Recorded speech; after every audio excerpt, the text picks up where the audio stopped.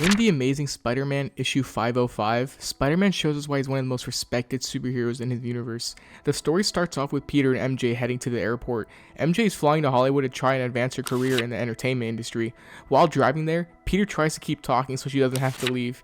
They tell each other that they'll call each other every night at midnight while they're away.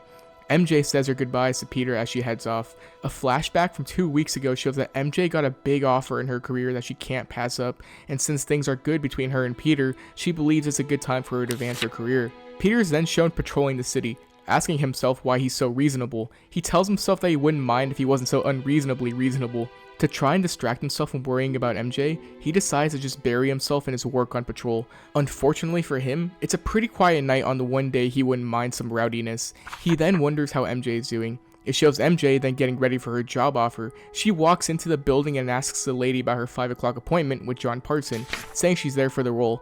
As she's waiting, she overhears some chatter. The lady tells her to wait 1 moment, and as she goes into the other room, she argues with the man there, saying that he doesn't want some bimbo model with delusions of getting the role since it's too important. MJ overhears all of it and leaves before the lady comes back to tell her what happened. It then cuts back to Spider-Man, who's still patrolling a quiet night. He looks at the time on a clock in the city and tells himself it's too early to call it. Spider-Man then swings over to 2 cops on a stakeout, with the cop asking him to get off the roof of his car.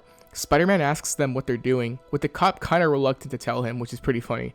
They then tell him that someone is stealing bikes in the area and they're trying to wait for the culprit so they can arrest him for it. Spider-Man tells him that that's very thoughty of them, with the cops telling him it's a nothing assignment. Spider-Man then tells him that he'll help them out since it's quiet for him too, with the cops sighing and saying great, which is pretty funny.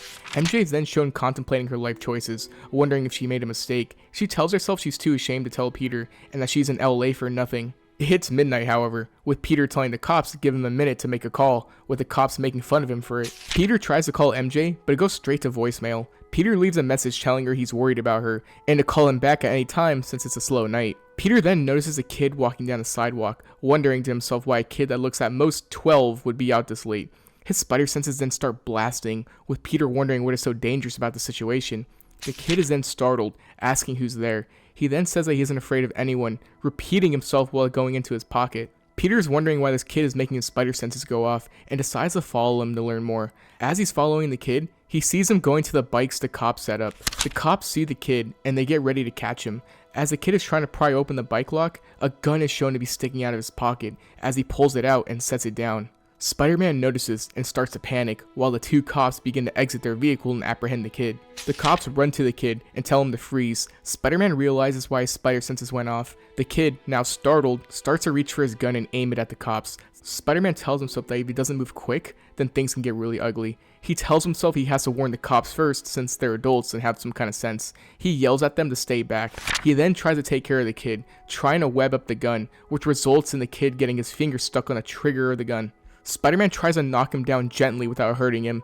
He tells the kid it's going to be okay. Spidey then tells the cops again to not move. The cops then tell him he's armed, with Spider-Man saying he means it and that they can blow this one. Spider-Man then realizes that if he doesn't let go of the webbing, the gun could go off. He then lets it go, with the kid telling Spider-Man to keep away from him as he runs off. Spidey tells the cops to not chase him and that he'll take care of it as he goes after the kid. As he runs after the kid, he spots him darting in and out of back alleys and through fences, mentioning how anyone could come out of those back doors. He almost loses the kid, but then finds him sitting on a rooftop. Spider-Man mentions how that's the worst place he could be. If he moves forward, he falls. If he moves backwards, he'll shoot. And if Spider-Man tries to web him, he could shoot or fall. So Spider-Man decides to do it the hard way, which is to talk to him. Spider-Man walks up the building and asks the kid how it's going. The kid notices and tells Spider-Man to stay back while aiming the gun at him. Spider-Man tells him he thought he would just come check out the view, telling him it's a perfect night to hang around, target practice, or surrendering a gun. The kid tells Peter that it's not his gun, it's his dad's, and he'll be mad if he finds out. Spider-Man tells him he will find out and he'll be real unhappy, but even more unhappy if he got himself killed at the same time. The kid tells him he had to. He tells Spider-Man that the other kids were saying he's nothing and that he was a wuss and they're always ganging up on him. He wanted to show them how tough he can be, how much tougher he can be than them.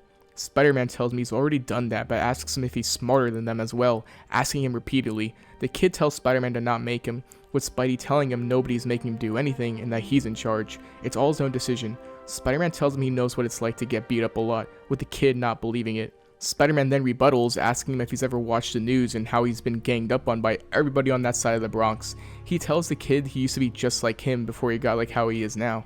He tells the kid if he gets hurt, the kids will just laugh and say he's a jerk, asking him if that's what he wants. He then asks the kid if he wants to give him that satisfaction or to be his own guy. He proceeds to elaborate, saying the gun doesn't make him his own guy, the gun just kills people like him or the cops from earlier. He tells the kid to not give them that satisfaction, telling it to him again as it shows the kid crying, contemplating his decision. He then finally tells the kid to never let them see that you doubt yourself, as it cuts to MJ headed to get something to drink. As she's sitting there, she remembers she has to call Peter and runs out of the shop to call him. Peter answers, with Peter saying it's about time, and asks her if she got the part. MJ lies and tells him it wasn't for her, so she turned it down. Peter gives her words of reassurance and then asks her if she's okay, since she sounds a little quiet. She tells him it was just a long day and that she's tired. Peter then tells her to get some sleep since she's got a long flight ahead of her. MJ then asks Peter if his day was okay, with the final shot showing the kid reunited with his father, with Spider-Man telling MJ it couldn't be any better.